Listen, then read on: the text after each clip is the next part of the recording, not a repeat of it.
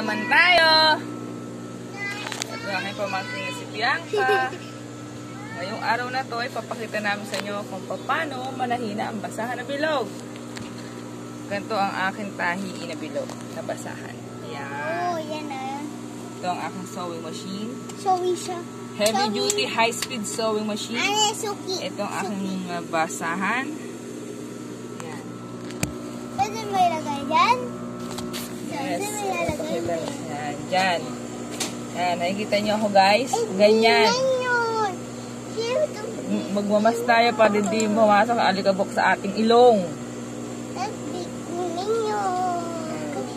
Ito ang basahan. Yan ang tatahiin natin. Ang ganun ay babalik ka rin. Tapos, ang aming madami. isasalang mo dito. Yan, ganyan. Putulin ko lang itong nauna. Yan, ganyan. Tapos, nakikita nyo ba? Wow! Koy, koy, wala dyan dagat, koy.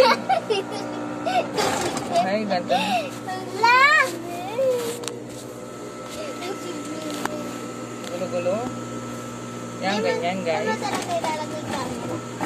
Koy! Wala mo yan!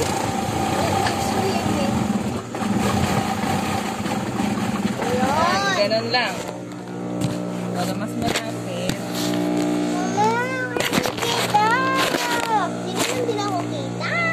Yan, ayan, gusto ni... Mama! Oh, ito po ang aking magandang Sandra Beben. Yan.